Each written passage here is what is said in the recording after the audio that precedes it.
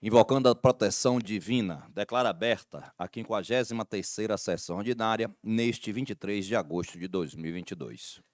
Em discussão, a ata da 52ª sessão ordinária, realizada em 18 de agosto de 2022. Não havendo quem queira discuti-la, no item expediente e correspondência, indago ao secretário-geral se há expedientes e correspondência. Agradeço, excelência. Uma boa tarde a todos. Não temos, presidente.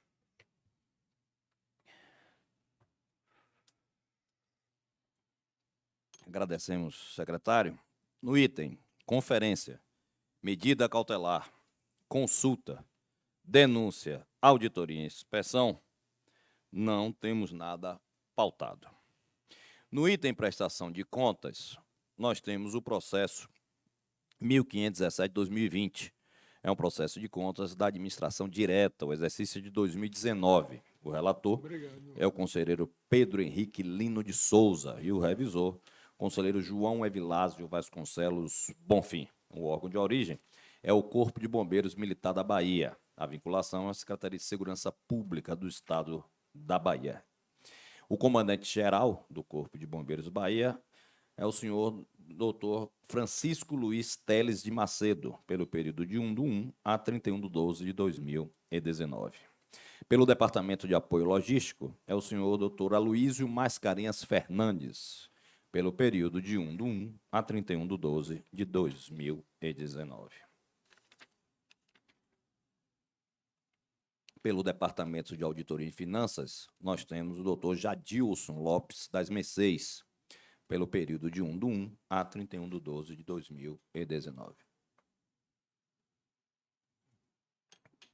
Pelo 11º Grupamento de Bombeiros Militar, nós temos os senhores Júlio César Carneiro de Jesus, pelo período de 1/1 a 31/1 de 2019, e temos o senhor Jean Vianney dos Santos Freire, de 1/2 a 31/12 de 2019. Eu passo a palavra, nesse momento, ao relator do processo, o conselheiro Pedro Lino. Eu agradeço, senhor presidente.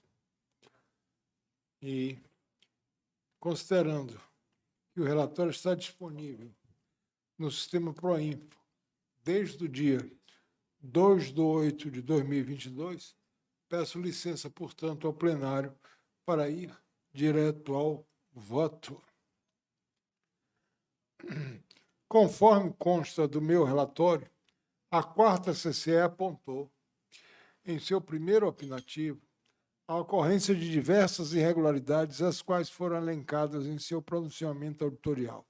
Entretanto, após os esclarecimentos prestados pelos gestores, a auditoria alterou seu posicionamento inicial no sentido de entender que as alegações trazidas aos autos foram suficientes para excluir as observações feitas nos itens 5.3.1, 6.3.2, 6.3.3, 6.3.4 e 7.2, permanecendo inalterado apenas o achado constante do ponto 6.2.1 do aludido pronunciamento. Por seu turno, o Ministério Público de Contas, diferentemente da auditoria, entendeu que os argumentos apresentados pelos responsáveis não foram suficientes para sanar as irregularidades identificadas, prestando-se tão somente a explicar a sua ocorrência. Os autos demonstram que em exames realizados nas áreas contábil, orçamentária e financeira, a auditoria constatou o descumprimento da ordem cronológica em pagamentos a credores e falta de publicação no site oficial da relação de faturas emitidas pelos contratados, pontos constantes do item 6.2.1 do relatório editorial. Nesse sentido, entendo que tal achado enseja a expedição de ressalvas às contas em apreço por caracterizar ofensa ao parágrafo 1º e caput do artigo 6º da Lei Estadual 9433. Outro sim, na mesma linha de posicionamento apresentado pelos órgãos instrutórios desta Casa, entendo que os argumentos apresentados pelos gestores não foram capazes de afastar tais irregularidades.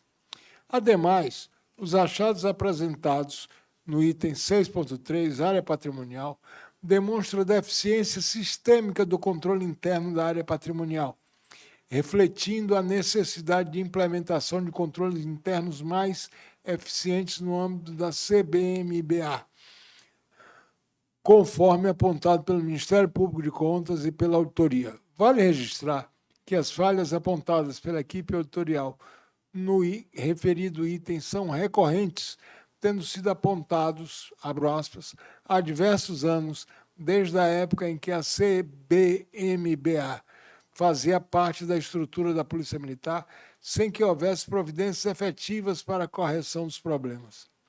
Do mesmo modo, o Ministério Público de Contas pontua, abro aspas, tal irregularidade já deveria ter sido sanada pela corporação, notadamente pelo fato de que deveria ser uma situação transitória, mas que, no entanto, perdura há 4 anos.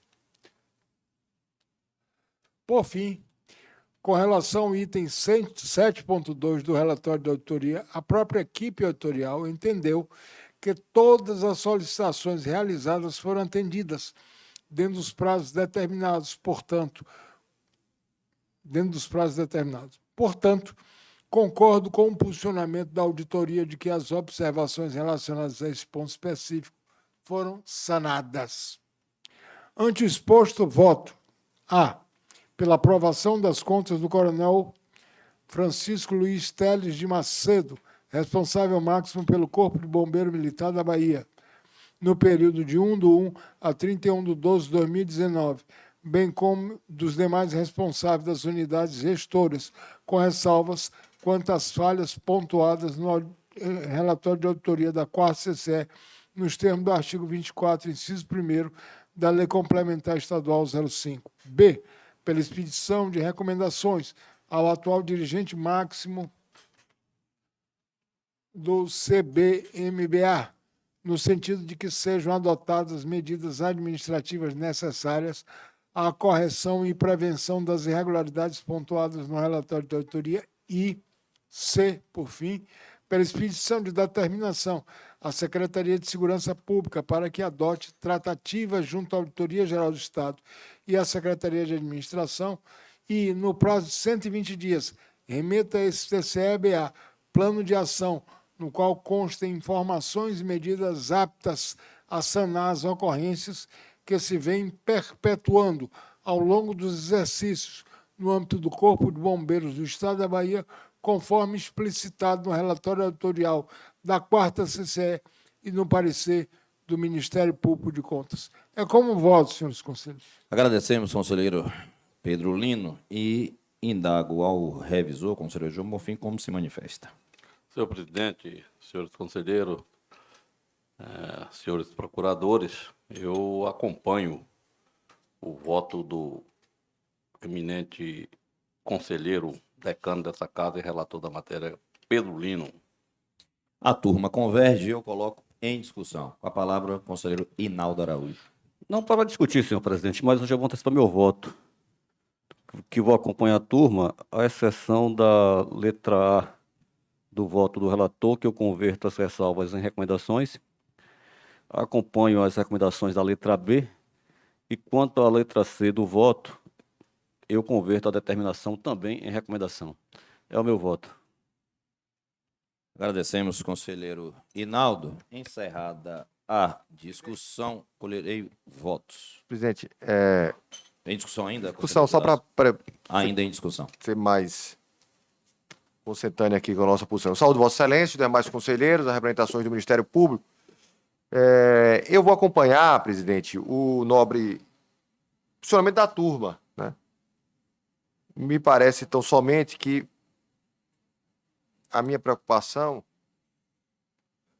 a imposição de determinações, sobretudo a outras entidades não afetas diretamente ao processo, na medida que há determinação, conselheiro Pedro Lino, a Auditoria Geral do Estado, a Secretaria de Administração a SAEB e a Secretaria de Segurança Pública para que, no prazo de 120 dias, remeta ao tribunal o plano de ação. A minha preocupação é que o poder coercitivo de uma determinação impõe uma obrigação. Eu não sei, e efetivamente é a minha primeira indagação, se essas unidades, de certa forma, foram trazidas para a devida manifestação no processo. Seria impor a outrem, que nós estamos a falar nesse momento da unidade que está sendo fruto da prestação de contas, é o Corpo de Bombeiro. Me parece que no entendimento há um procedimento que necessariamente precisaria ser também compartilhado, ou sobretudo enfrentado pela própria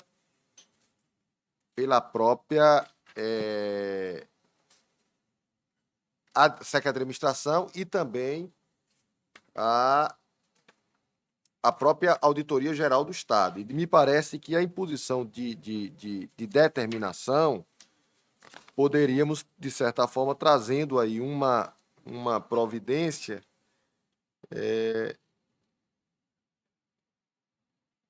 sem ter a devida e necessária notificação prévia dessas unidades, inclusive a própria Secretaria de Segurança Pública. Me parece, salvo engano, que a própria posição, conselheiro Pedro, só para efeito de esclarecimento, do próprio Ministério Público, vai no sentido da recomendação a essas outras unidades. E aí sim, não me parece que haveria prejuízo na medida que era uma providência a ser observada e não teria a força cogente que uma determinação teria nesse momento. De modo que eu acompanho o conselheiro Hinaldo, sobretudo com esses fundamentos, por parecer, salvo o melhor juízo, que não houve o chamamento nos autos, tanto da Auditoria Geral do Estado, Secretaria de Segurança Pública, e estariam sendo impostas a estas uma determinação, conselheiro Carolina. Não sei se Vossa Excelência me acompanha no raciocínio. Então, de modo que, salvo um esclarecimento da relatoria de que esses entes tivessem a oportunidade prévia de se manifestar, eu as converto em recomendação e não determinação, acompanhando o conselheiro Hinaldo. É assim, portanto, que voto a princípio, conselheiro Marcos. Ainda em fase de discussão, conselheira Ainda em Carolina. discussão, sim. Com a palavra, conselheira Carolina Costa. Tendo sido citada, eu compreendo, sim, o pensamento do conselheiro Judásio, porém eu não me associo a ele, pedindo já devida vênia, por entender que a imposição de determinação se trata muito mais da reposição de um estado de ilegalidade, e que por isso que não exige necessariamente a participação do contraditório, a exigência do contraditório. Tanto é assim que não poucas vezes nós determinamos aos atuais gestores quando eles já não participam do processo concreto. Então, em função disso que eu me posiciono de maneira divergente, respeitando, porém, o posicionamento do conselheiro Judásio. Só para a título de certificação, conselheira Carolina, a senhora vota acompanhando a turma.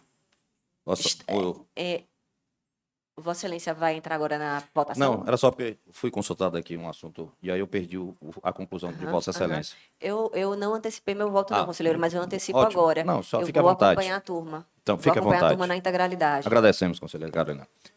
Com a palavra, o conselheiro Antônio Norato. Ainda em discussão. Se não ligar, não ouve. Assunto, eu quero saudar a presença aqui dos alunos da PAI, que nos visita hoje. Eu não podia deixar de fazê-lo antes. Por isso eu quero agora já dizer a essa bancada que eu tenho um processo aqui nessa casa de evolução. Eu vou evoluindo. E evoluí, sim. Há poucos dias atrás, quando acompanhei determinação. Me parece que numa inspeção que foi feita no ferryboat, que eu entendi que a determinação daquela oportunidade, ela realmente traria algum benefício, porque chamaria mais atenção, como de fato eu vi que isso valeu. Já nessa questão de hoje, eu continuo ainda pensando que vale mais as recomendações, porque a determinação fica fica um pouco para mim, mas para o órgão interno desta casa, quando a gente. O órgão externo, isso é em determinados casos. Portanto, pedindo desculpa, eu vou acompanhar, já adiantando o voto, eu vou acompanhar o voto da divergência que foi puxado pelo conselheiro Hinaldo. Peço a Eu palavra, senhor transformo só. presidente. A conselheira Carolina Costa. Agradeço. Para que acompanhar, a me associar às palavras do conselheiro Honorato quando traz as boas-vindas aos estudantes da PAI. Então, sintam-se sempre muito bem-vindos aqui no nosso tribunal. É um prazer recebê-los. Agradecemos, conselheira Carolina, e há um empate em relação à determinação.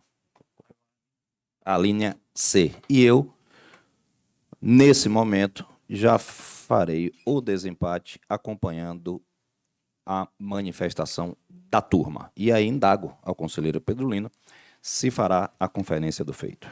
Salvo a redação, senhor. Dou por conferido. Antes de dar prosseguimento à nossa pauta, eu queria dizer que com muita satisfação damos as boas-vindas aos 30 alunos da APAI e aos 7 professores que os acompanham aqui nesse momento. Ficamos entusiasmados com a ilustre presença de vocês nesta nossa casa, justamente na Semana da Pessoa com Deficiência Intelectual e Múltipla. Sabemos que, infelizmente, ainda existem muitas barreiras sociais que impedem uma efetiva inclusão. O preconceito e o desconhecimento da realidade acabam por prejudicar o avanço dos processos inclusivos. A festejada LBI, Lei Brasileira de Inclusão, no seu artigo 4º, preconiza que, abro aspas, toda pessoa com deficiência tem direito à igualdade de oportunidades com as demais pessoas e não sofrerá nenhuma espécie de discriminação, fecho aspas. Precisamos fazer cumprir essa lei e nós, aqui do Tribunal de Contas do Estado da Bahia, estamos cientes de que temos papel de relevo nessa seara. Um dos aspectos inovadores trazido pela LBI foi o de atribuir expressamente no seu artigo 93 a competência aos tribunais de contas de fiscalizar o cumprimento da legislação relativa à pessoa com deficiência e das normas de acessibilidade vigentes. A partir da vigência da LBI, em 2016, os tribunais de contas passaram a ser, além de guardiões da coisa pública e da gestão fiscal responsável, os guardiões da acessibilidade. Desde então, temos procurado avançar nessa seara. Ainda nas gestões que me antecederam, sob a presidência dos conselheiros Hinaldo Araújo e Gildásio Penedo Filho, foi criada na casa uma comissão permanente de acessibilidade, que vem contribuindo também para que tenhamos um prédio mais acessível. Como se vê, nós temos rampas de acesso aqui neste plenário e poltronas adequadas, lugares reservados, inclusive, para cadeira de rodas. E já estamos com projeto para aprimorar mais ainda a acessibilidade no nosso prédio. Fizemos intervenções no estacionamento para ampliar e melhorar as vagas reservadas e contratamos profissionais com formação em Libras para atender ao público. Além desse olhar para dentro de nossa instituição, também temos avançado nas auditorias, que estão sempre considerando nas suas análises e procedimentos a verificação do cumprimento das normas de acessibilidade. Mas sabemos que para o cumprimento efetivo das leis é necessário o engajamento de toda a sociedade. Como escreveu recentemente o presidente da PAI, senhor Narciso Batista, abro aspas, a quebra de estigmas e a inclusão se iniciam com mudança nos pensamentos enraizados e nas atitudes para com essas pessoas, fecho aspas. Todos nós somos responsáveis e capazes de promover e incentivar a evolução das pessoas com deficiência, começando com o olhar de respeito e o reconhecimento de que todos somos iguais, independente de nossas eventuais limitações. Assim, sejam bem-vindos à nossa casa, que também é de vocês. Estaremos sempre de portas abertas. Muito obrigado pela presença. Senhor presidente. Pois não. Com a palavra o conselheiro Hinaldo Araújo. Senhor presidente, eu vou pedir vênias todas as possíveis a Vossa Excelência, porque todas as vezes que recebemos alunos no âmbito do programa Casa Aberta,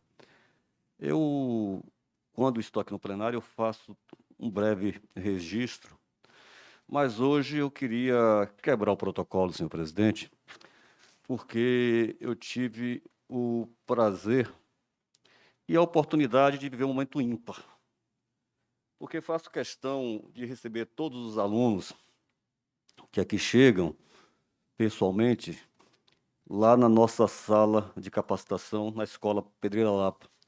E não poderia ser diferente hoje com os nossos queridos meninos e meninas da APAE, e que estão aqui capitaneados por 8 professores, e que eu vou fazer questão de dizer o nome de cada um deles e pediria que eles se levantassem quando eu fosse dizendo o nome e que permanecessem de pé. A professora Ana Rosa,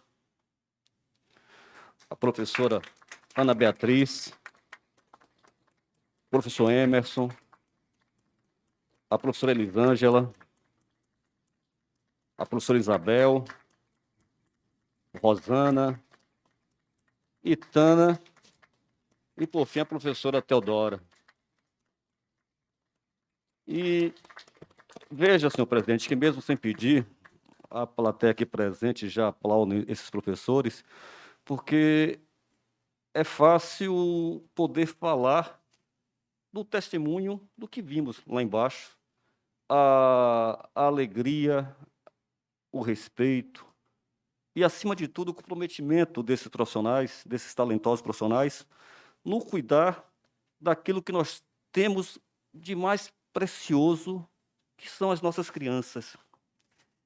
E ainda mais quando são crianças tão belas como aquelas que eu tive o prazer, junto com Claudinha, com Iris, com Denilze, com Leonardo, Francisco, Cícero, Paulo, Cabo Elso, que está aqui, quando tivemos o prazer de concluir uma dinâmica com a teia, feita com cordão, e onde cada um deles puderam expressar o sentimento por estar aqui presentes. E uma delas, que aliás, todos me cativaram, mas uma delas, assim, que de pronto, disse assim que estava muito nervosa por estar aqui, que é a nossa querida Isabelle, e que, por favor, Isabelle, fique de pé, se não está mais nervosa. E depois da dinâmica que Claudinha gentilmente organizou com o pessoal da nossa escola, eu pedi para que ela falasse o que ela estava sentindo, e ela me disse assim, com muito carinho, eu estou muito alegre. Aí eu disse assim, Belle, quem está alegre somos nós, por tê-los aqui. E depois cantamos uma música que eu, de fato, nem me lembrava a letra, não sei cantar, mas o professor Emerson puxou a música, Desejo a você o que há de melhor, a minha companhia, para não se sentir só. E ela está cantando ali, tá vendo? Vamos lá, Beatriz, canta. Levanta e canta um pouquinho. Desejo a você o que há de melhor, a minha companhia. Canta.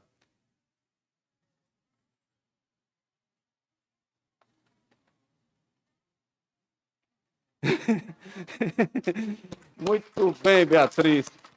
E por fim, senhor presidente, já estou finalizando, porque o conselheiro Castro Neto sabe que eu fico muito emocionado com essas questões. No final, naquele momento de confraternização, eu recebi um abraço assim de Mariana, que ela fez questão de correr. Cadê Mariana, você? Que ela fez questão, me deu um pulo, me deu um abraço tão forte, tão caloroso.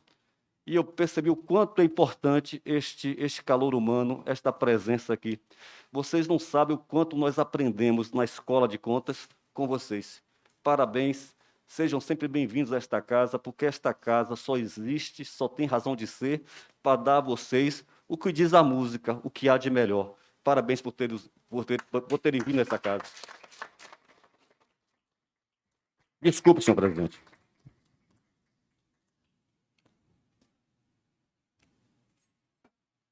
Não há que se despedir. Desculpa, conselheiro. Dando continuidade à pauta. Peço a palavra, senhor presidente, pela ordem. Com a palavra, a conselheira Carolina Costa. Obrigada. Eu gostaria de solicitar o adiamento desse processo para a próxima quinta-feira. Assim será feito, conselheira Carolina. Próximo processo. Desculpe, conselheira, conselheiro Antônio Laurato. Trata-se do processo TCE 1159/2021. É um processo de contas da administração direta da Secretaria de Turismo do Estado da Bahia, onde tem como turma a relatora a conselheira Carolina Costa, que acabou de solicitar o adiamento, e o seu revisor, o conselheiro Pedro Lino. Nós que agradecemos, conselheiro Antônio Norato. E o próximo processo é o 1403/2021, a relatoria do conselheiro João Bonfim e a revisora nobre conselheira Carolina Costa. É um processo de contas da administração direta, o exercício 2020. O órgão é a Secretaria de Educação do Estado da Bahia. Os gestores estão listados na tela nesse momento. E eu passo a palavra ao relator, conselheiro João Bonfim.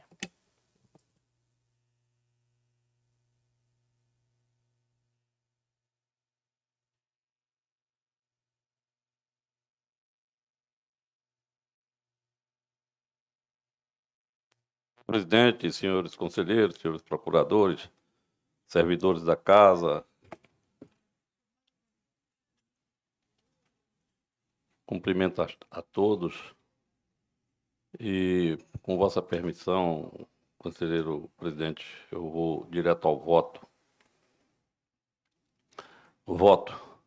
Tratam os autos de processo de prestação de contas anual da Secretaria de Educação do Estado da Bahia, referente ao exercício 2020, tendo como responsáveis os gestores identificados, excetuando dessa análise as contas das unidades geridas diretamente pelo dirigente máximo, pelo diretor-geral e pelo coordenador executivo de infraestrutura da rede física, que foram autuadas e processadas com destaque em atendimento à decisão deste tribunal. A prestação de contas em epígrafe ingressou nesse tribunal em 2/3/2021, sendo encaminhada à 5ª Coordenadoria de Controle Externo, onde foram procedidos exames nas contas apresentadas, não tendo sido identificados achados significativos aptos a ensejar a reprovação das contas. Diante disso, a auditoria opinou pela aprovação com recomendações das contas da Superintendência de Planejamento Operacional da Rede Escolar, SUPEC, nos termos do artigo 122, inciso 2º do Regimento Interno, e pela aprovação das contas das demais unidades gestoras, na forma do artigo 122, inciso 1º do Regimento Interno dessa Corte. O relatório auditorial, conforme ressaltado pelo Parquê de Contas, abordou, abre aspas, de forma escorreita e consistente, as irregularidades identificadas com a identificação adequada dos seus contornos fáticos e jurídicos, fecha aspas. O achado inconsistências na base de dados dos alunos matriculados na rede pública estadual foi o que ensejou a sugestão de expedição de recomendações pela auditoria. Esse achado refere-se à implementação, durante o exercício de 2020, por meio da Lei 14.259/2020, de 14 de abril de 2020, do projeto Vale Alimentação Estudantil, benefício emergencial de transferência de renda aos estudantes da rede pública estadual através da distribuição de cartões alimentação, como parte das medidas assistenciais voltadas ao enfrentamento da pandemia de Covid-19 no estado da Bahia.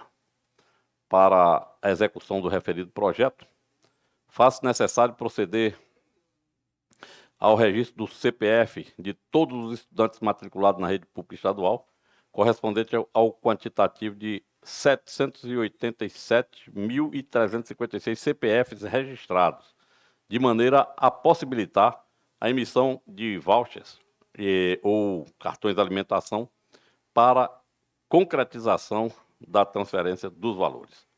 Ocorre que, ao confrontar os CPFs registrados com o número de alunos matriculados na rede pública estadual, a auditoria identificou inconsistência, a exemplo de 1. Matrícula de alunos com ausência de CPF e até mesmo de RG. 2. Matrículas com RG, mas ausente o órgão emissor e a data de expedição e vice-versa. 3. Situações de duplicidade de matrícula com o mesmo CPF e RG. 4. Duplicação de dados do mesmo estudante em diferentes planilhas, porém, apresentando RG ou CPFs diferentes. 5. Matrículas com CPF não localizado na base de dados da Secretaria da Receita Federal. Em resposta a esse achado, a Secretaria de Educação, por meio de sua chefia de gabinete, encaminhou o ofício GAB 479/2020, no qual alega, dentre outros aspectos, dificuldades operacionais decorrentes da pandemia da Covid, além da obrigatoriedade de matricular os estudantes, ainda que a documentação necessária não estivesse completa em cumprimento ao direito de acesso público e gratuito à educação, assegurado pelo artigo 206, inciso 4 da Constituição Federal. Penso que a justificativa apresentada pela Secretaria de Educação é inteiramente plausível e acrescento que inscrição dos alunos no projeto Vale Alimentação Estudantil teve de ser feita no modo remoto, porque o mesmo motivo que impôs a medida emergencial e assistencial impediu o atendimento presencial. A pandemia e a distribuição de cartões de alimentação para os alunos não foi algo previsto, pegou a todos de surpresa. Portanto, no início de 2020, quando os alunos foram efetivamente matriculados na rede pública estadual, a falta do CPF e de outros dados apontados pela auditoria não passaria de uma inconsistência no preenchimento de formulários internos, sem grandes repercussões. Mas, exatamente por conta do que ocorreu, penso que a Secretaria de Educação deve ficar mais atenta a questões dos dados documentais dos alunos matriculados na rede pública estadual.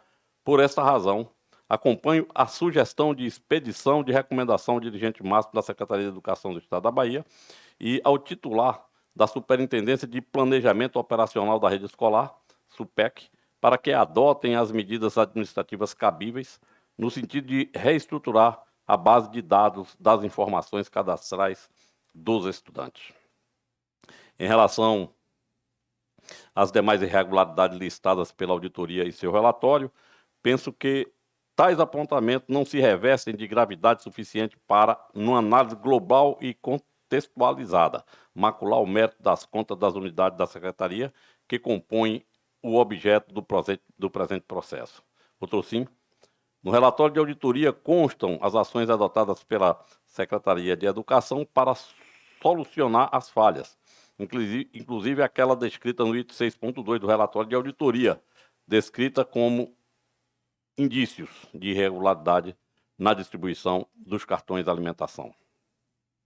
Com efeito, as 65 manifestações protocoladas junto à nossa ouvidoria, pontuando irregularidade na distribuição dos cartões, tais como cartão sem saldo, cartões bloqueados e cartão não recebido, foram encaminhadas e respondidas pela Secretaria de Educação, que aduziu que, num universo de quase 800 mil cartões distribuídos, houve, de fato, dificuldade para localizar alguns alunos que precisavam atualizar seus dados para receber os cartões. Contudo, foi contratada empresa para a prestação de serviço de instalação, implantação, suporte técnico, treinamento e customização do sistema de gestão escolar, de modo a conferir maior eficiência no tratamento e integração das informações do banco de dados, facilitando a solução de problemas enfrentados por alguns alunos em relação aos cartões de alimentação.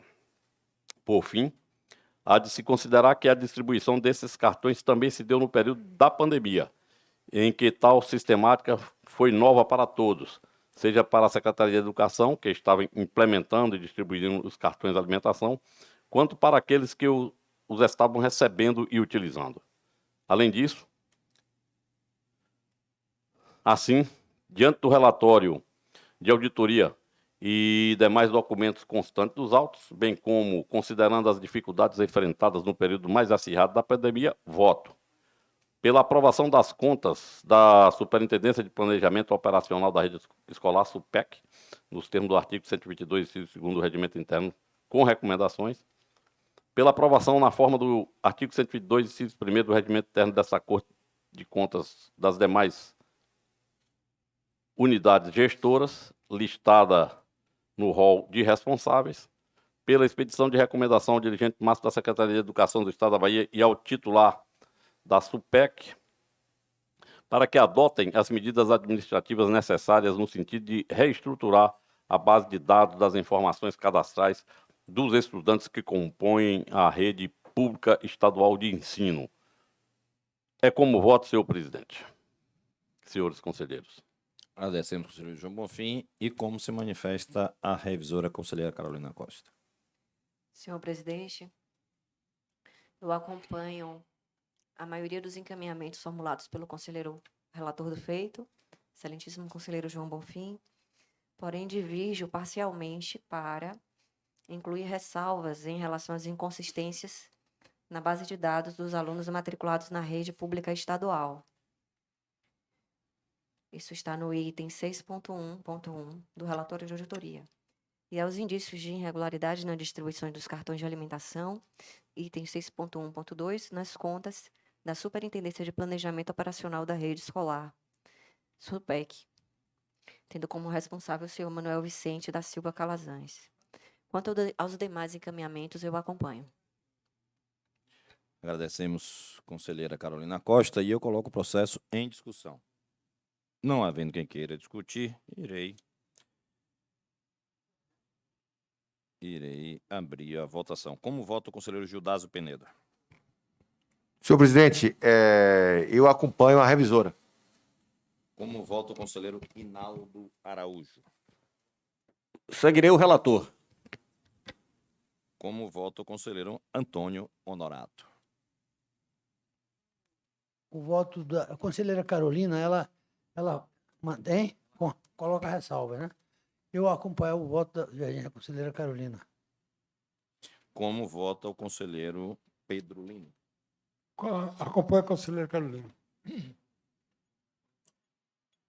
A proposta vencedora é a aprovação com ressalva e eu indago ao relator, conselheiro João Bonfim, se fará conferência do feito. Confira, senhor presidente, salvo redação. Dou por conferido. Próximo item da pauta, recursos. Nós temos o processo 8.892 de 2002. É uma apelação que tem como turma o relator, conselheiro Antônio Norato, e a revisora a conselheira Carolina Costa. O recorrente é o Estado da Bahia, núcleo de atuação da Procuradoria-Geral do Estado, junto a esse tribunal. E a resolução recorrida é a 1069/2000 da primeira Câmara deste tribunal. A interessada é a senhora Rosa Alba Sarno Braga. Com a palavra o conselheiro Antônio Norato. Senhor presidente, relatório publicado, pareceres técnicos, todos pelo não conhecimento e improvimento. Claro que a PGE foi pelo provimento, porque é parte interessada. Eu vou ao voto. O meu voto é pelo não conhecimento do pedido, face à intempestividade ou interposição. É o voto. Longo, mas... Como vota a conselheira Carolina Costa? Acompanho o relator. A turma converge e eu coloco em discussão. Não havendo quem queira discutir, tenho por aprovado e indago Vossa Excelência, conselheiro Honorato, se fará conferência do feito. Confiro, senhor presidente. Dou por conferido. Próximo processo é o 6.340 de 2011, que tem como turma, é uma apelação que tem como turma o relator conselheiro Inaldo da Paixão e o revisor conselheiro Pedro Lino. A recorrente é a senhora Verbena Medeiros Paixão. E a resolução recorrida é a de número 1284 de 2011 da primeira Câmara deste tribunal. Com a palavra o conselheiro Inaldo Araújo. Como apregoado, senhor presidente, a doutora Verbena Medeiros Paixão é servidora aposentada do cargo de professora do quadro de pessoal da Secretaria da Educação do Estado, por meio do qual requer a incorporação da parcela relativa à atividade complementar aos seus proventos de inatividade. A assessoria técnico-jurídica, a TEG, opinou pelo conhecimento do expediente como rescisão de julgado e, no mérito, pelo seu provimento, enquanto que o Ministério Público de Contas opinou pela não admissão do pleito, tendo em vista a ausência de interesse de agir deste Tribunal de Contas. Registre-se que o pleito da requerente configura-se como uma possível alteração na composição dos seus proventos de aposentadoria, o que caberia apenas ao órgão de origem da servidora fazer, restando a esta Casa analisar a legalidade do ato aposentador, conforme já realizado no feito originário, processo TCE 1200/2011, consoante o disposto na Lei Complementar número 591 e o regimento desta Casa, e eu cito ambos dispositivos. Após transcorrido 8 anos desde o envio destes autos em diligência externa, a autoridade concessora da aposentadoria até a sua reconstituição, o presente processo foi devidamente instruído por este tribunal, tendo sido colhidas as manifestações dos nossos órgãos pareceristas, não necessitando, portanto, de maiores esclarecimentos. Digo isso, pois, após o caminhamento do feito em diligência externa, atendendo-se ao pedido da doutora Tege, segundo consta dos autos, a Secretaria Aposentadora, SEC, nos informou que a interessada não percebeu a referida gratificação durante o período necessário para sua concessão, tendo, inclusive, juntado o contra-cheque da servidora ao processo. Desse modo, considerando que preenchidos os requisitos de admissibilidade, o expediente pode ser conhecido como pedido de rescisão de julgado, visto que foram acostadas novas documentações ao feito, tendo sido interposto dentro do período de 2 anos no término do prazo recursal, conforme expresso no artigo 38, inciso 3º da Lei Complementar número 5. No entanto, devido ao não preenchimento do requisito temporal para a concessão da vantagem requerida, segundo consta dos autos, o pleito em epígrafe não deve ser provido, mantendo-se com isso a decisão já exarada no processo principal.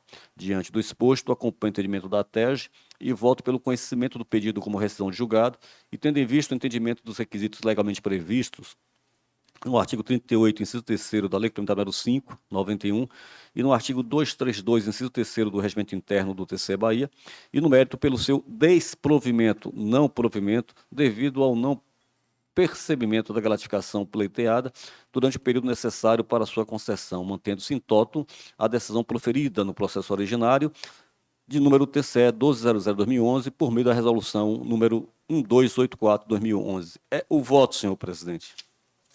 Agradecemos, conselheiro Hinaldo, e como vota o revisor, conselheiro Pedro Lino. Para fim de facilitação, acompanho o voto do relator. A turma converge e eu coloco em discussão. Peço a palavra. Com a palavra a conselheira Carolina Costa. Senhor presidente, mantendo-me fiel aqui aos meus posicionamentos anteriores e ainda não tendo tido fundamentação suficiente para mudar o meu posicionamento, acompanho o parecer do Ministério Público de Contas pelo não conhecimento do feito, por entender que esse tribunal não é competente para apreciar a inclusão de vantagens em proventos da recorrente. Por esse motivo, eu me posiciono pelo não conhecimento do feito e, sendo vencida nesse caso, eu voto no mérito pelo não provimento. Agradecemos, conselheira Carolina. Encerrada a discussão, colherei votos. Como vota o conselheiro João Bonfim? Eu voto com o relator. Com a turma. Com a turma. Conselheiro Gildásio Penedo. Com a turma, presidente. Conselheiro Antônio Norato. Eu indago o relator, conselheiro Hinaldo Araújo, se fará conferência do feito. Salvo redação, excelência. Dou por conferido. O próximo processo é o 7.577/2003, que tem como, é uma apelação que tem como turma o relator conselheiro Hinaldo da Paixão e o revisor conselheiro Antônio Norato. O recorrente é a senhora Raimunda Alves Caribé. A resolução recorrida é 842 de 1982 da primeira Câmara deste tribunal. Com a palavra, o conselheiro relator, conselheiro Hinaldo. E eu mais uma vez agradeço, senhor presidente. A senhora Raimunda Alves Caribé é servidora pública estadual, aposentada no cargo de professor, classe A, nível 23, cadastro 14863, do quadro de pessoal da Secretaria de Educação do Estado, por meio do qual pleiteia a incorporação aos seus proventos da vantagem econômica correspondente a 30% do provento básico, alegando que a legislação vigente à época da sua transferência para o interior do Estado garantia a percepção de tal vantagem. O presente processo foi extraviado e somente foi reconstituído em 2018, conforme certidão datada de 5/12 daquele ano. A assessoria técnico-jurídica opinou pelo não conhecimento do recurso por absoluta intempestividade. O Ministério Público de Contas opinou pela não admissão do requerimento em tela em virtude da completa ausência de interesse de agir na modalidade de utilidade e da manifesta intempestividade do pedido. O pleito está eivado de absoluta intempestividade, o que inviabiliza o seu processamento com qualquer das modalidades recursais previstas nos artigos 37 e 38 da Lei Complementar número 5, assim como na hipótese inscrita no parágrafo 4º do artigo 3º do mesmo diploma legal. Conforme bem pontuou a TEG. Cito, a matéria foi exaustivamente debatida no âmbito desta assessoria, culminando com a conclusão de que conferir ao parágrafo 4º do artigo 3º da Lei Complementar número 5 uma interpretação extensiva a ponto de permitir por prazo indefinido a reforma de decisões prolatadas por esta Corte, sem levar em consideração a prescrição do próprio direito, sobre o qual versaram estas decisões, terminaria por conduzir fatalmente a uma série de decisões judiciais, cassando as deliberações adotadas por este Tribunal de Contas. Por este motivo, modificou-se a orientação até então prevalecente nesta assessoria para admitir a possibilidade de impulsionamento da revisão administrativa ex officio apenas até o limite de 5 anos, contados da data da publicação da decisão do Tribunal, harmonizando-se desta forma o seu entendimento com aquele que praticamente constitui uma unanimidade nos tribunais superiores pátrios. Nesse sentido, considerando o lapso de mais de 15 anos transcorrido entre a publicação da resolução hostilizada e a protocolização do pedido, não existe nenhuma possibilidade de modificação da decisão, nem mesmo pela via da revisão administrativa ex officio. Ante o exposto, voto em total consonância com a TEG e parcialmente com o Ministério Público de Contas pelo não conhecimento do recurso formulado pela senhora Raimunda Alves Caribé em face da sua absoluta intempestividade, nos termos do artigo 37 e 38 da Lei Complementar número 5 e do artigo 222 do Regimento Interno desta Corte de Contas. É o voto, senhor presidente. Agradecemos. Como se manifesta o conselheiro Antônio Norato? Acompanho o voto do conselheiro. Uma turma converge e eu coloco em discussão. Não havendo quem queira discutir, a tenho por aprovado e indago Vossa Excelência fará a conferência do feito. Eu confiro, Excelência. Dou por conferido. Próximo processo é o processo 3.645 de 2019 e o processo 5.119 com a palavra o conselheiro. Pela ordem, presidente. Antes que Vossa Excelência finalize aí o apregoamento, eu vou informar tanto a Vossa Excelência como aos demais conselheiros. Estou retirando de pauta esse processo, presidente. Agradecemos, conselheiro Gildas, e daremos sequência. Próximo processo é o TCE 7.502 de 2019. É uma apelação que tem como turma o relator conselheiro João Bonfim e revisor conselheiro Inaldo da Paixão. O recorrente é Tubo News Construção e Montagem Limitada. Sócios da empresa recorrente é o senhor Leonardo Chagas Damasceno e Samir Moreira Damasceno. Advogados da recorrente é o doutor Isaac Matienzo Vilapando Neto, OAB Bahia 22.214. A doutora Jéssica Pessoa Rossato, OAB Bahia 48.523. E a doutora Tayana Nobre Veloso Oliveira, OAB Bahia 30.723. A resolução recorrida é a 63/2019 do Tribunal Pleno deste Tribunal. Notificados foram os senhores Rogério Costa Cedrais, presidente da Embasa, Empresa Baiana de Águas e Saneamentos S.A., a senhora Thaís Pérez Dias, o senhor Elvaldo Ferreira dos Santos Neto e o senhor José Alberatã Cardoso Matos, advogados da Embasa, a doutora Ângela Moisés Faria Lantier, OAB Bahia 24.499, a doutora Érica Meireles Moreira de Araújo, OAB Bahia 19.687, e a doutora Analice Pessoa Braz de Oliveira, OAB Bahia 32.880 e outros. Com a palavra, o relator, conselheiro João Bonfim. Senhor presidente, em virtude do relatório já ter sido divulgado através do PROINF, eu vou direto ao voto. O pedido em questão fora formulado na data de 2/9/2019, com o intento de modificar a Resolução 63 de 2019, publicada no Diário Oficial do Estado em 27/5/2019. Pelo transcurso de tempo, o presente expediente não pode ser conhecido como apelação. Por tal razão, de lapso temporal, somente seria passível de ser recebida como pedido de rescisão ou revisão de ofício. Contudo, A matéria ventilada nos autos não se identifica com as hipóteses taxativas da lei.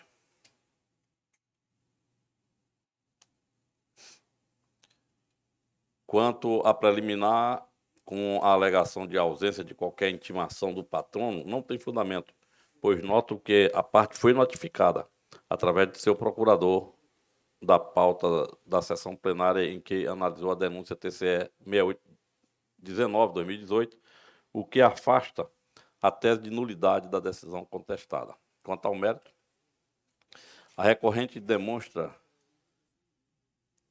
mero inconformismo, não trazendo qualquer fato ou documento novo capaz de modificar a decisão recorrida. No processo original, após análise, com os esclarecimentos e justificativas trazidas pela Embasa, e tendo os autos da denúncia passados pelos órgãos instrutórios, foram todos uníssonos quanto ao opinativo pela sua improcedência, na medida em que não se vislumbrou qualquer indício de irregularidade nos contratos firmados entre a Embasa e a empresa denunciante, ora recorrente. Sendo assim, pelas razões expostas e em consonância ainda com as manifestações dos órgãos instrutivos dessa Casa, voto pelo não conhecimento do pedido, posto que intempestivo. É o voto, senhor presidente. Temos como vota o conselheiro Hinaldo da Paixão. Seguiria o relator. A turma converge e eu coloco em discussão.